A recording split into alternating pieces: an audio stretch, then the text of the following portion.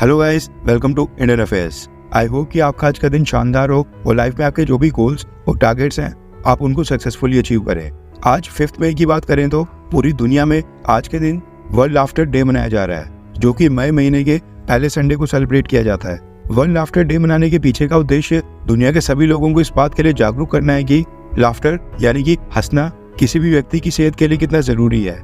आपको खुशी होगी ये जानकर कि वर्ल्ड लाफ्टर डे की शुरुआत भी भारत से हुई थी और इसको योगा की एक एक्सरसाइज के रूप में देखा जाता है। वेस्टर्न देशों में तो खैर अब जाकर वहाँ के डॉक्टर्स ये रिकमेंड करने लगे हैं कि पेशेंट्स को कॉमेडी शोज देखने चाहिए, खुद से हंसने की कोशिश करनी चाहिए और जोर जोर से ठहाके लगाने चाहिए। जबकि हमारे यहाँ पर भारत में ये चीजें योगा में कई हजार सालों पहले से हैं। बढ़ते आज की टॉप 10 अपडेट्स की तरफ। सबसे पहली अपडेट आ रही है भारत और नेपाल को लेकर। आपको याद होगा आज से ठीक 2-3 साल पहले भारत और नेपाल की सरकार के बीच कुछ बॉर्डर रीजन्स को लेकर एक कॉन्फ्लिक्ट पैदा हो गया था। लिपुलेख, लिम्पियाधुरा और कालापानी ये 3 रीजन्स हैं जो कि हैं तो इस समय भारत की सीमा के अंदर हमारे उत्तराखंड राज्य में है। वहाँ पर आज भी भारत की ज्यूरिसडिक्शन चलती है, लेकिन नेपाल कहता है कि ये तीनों रीजन्स उनकी टेरिटरी हैं और इनके ऊपर उनका हिस्टोरिक क्लेम है।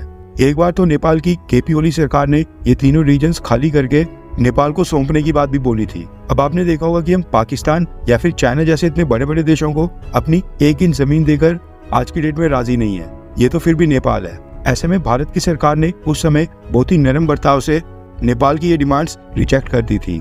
लेकिन अब खबर निकल कर आ रही है कि नेपाल इन तीनों रीजन्स को लेकर भारत से बड़ा पंगा लेने वाला है। खबर आ रही है कि नेपाल की सरकार ने जो अपना नया 100 रुपए का नोट रिलीज किया है उसके ऊपर जो नेपाल का मैप यानी कि नेपाल का नक्शा छपा हुआ है उस पर उन्होंने भारत के लिपुलेख, लिम्पियाधुरा और कालापानी इन तीनों रीजन्स को अपनी बाउंड्री के अंदर शो किया है।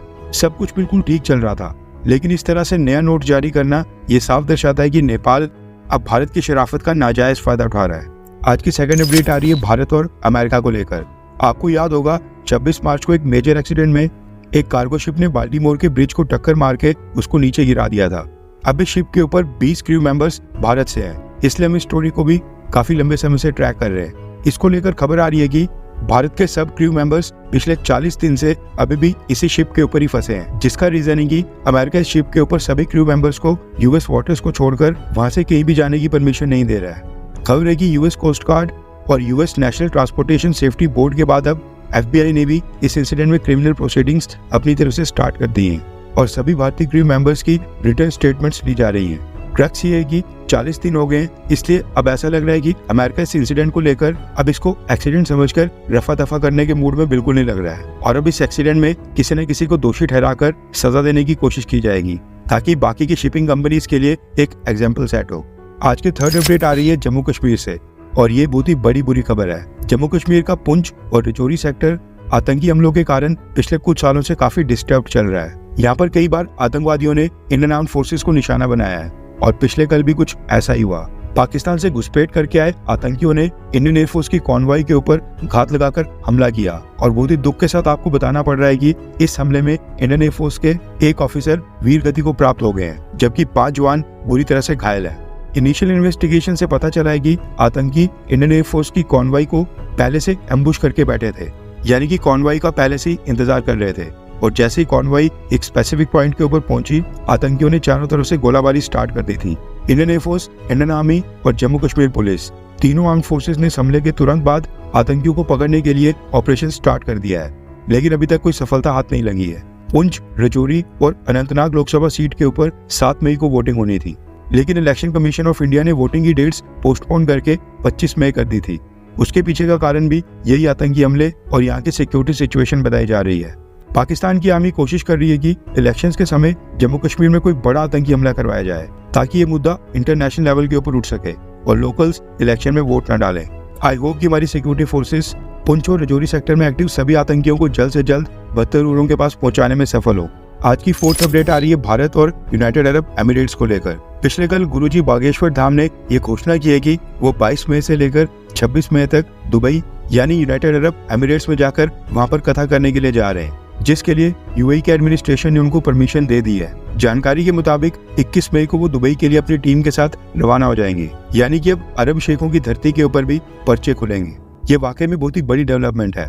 पहले यूएई ने मंदिर के लिए एक फ्री में जमीन की जगह दी, भव्य मंदिर के उद्घाटन में यूएई के मिनिस्टर्स भी शामिल हुए और अब गुरुजी बागेश्वर धाम को 5 दिन की कथा करने की परमिशन देना, ये साफ दर्शाता है कि यूएई में रिलीजियस रिफॉर्म्स कितनी तेजी से हो रहे हैं। इससे पहले यूएई ने प्रधानमंत्री मोदी को अपना हाईएस्ट सिविलियन अवार्ड दिया था। उसके बाद भारत के साथ फ्री ट्रेड एग्रीमेंट भी साइन किया था। ये सब देखकर ये कहना गलत नहीं हुआ कि मुस्लिम कंट्रीज में भारत का सबसे करीबी दोस्त आज की डेट में यूनाइटेड अरब एमिरेट्स ही है। आज की 5th अपडेट आ रही है भारत, ईरान और इजराइल को लेकर। फिलहाल तो ईरान और इजराइल के बीच सिचुएशन बिल्कुल शांत नजर आ रही है और दोनों देशों ने भी सिविलियन एयरलाइंस के लिए अपनी एयर स्पेस ओपन कर दी है। लेकिन पिछले कल फिर भी भारत सरकार ने इन दोनों देशों के लिए ट्रैवल एडवाइजरी जारी की है। भारत के विदेश मंत्रालय ने कहा है कि हम सिचुएशन को लगातार मॉनिटर कर रहे हैं। ईरान और इजराइल इन दोनों ही देशों ने अपनी एयर स्पेस को दोबारा से ओपन तो कर दिया है, लेकिन भारत का जो कोई भी व्यक्ति ईरान या फिर इजराइल की यात्रा करने जा रहा है वो वहां पर अपनी यात्रा के दौरान चौकन्ना रहे और सावधानी बरते। इसी के साथ इन दोनों देशों में जाने वाले भारतीय वहां की इंडियन एम्बेसी के साथ लगातार कांटेक्ट में रहे। आज की 6th अपडेट हमारे विदेश मंत्री डॉक्टर एस जयशंकर सर से संबंधित है।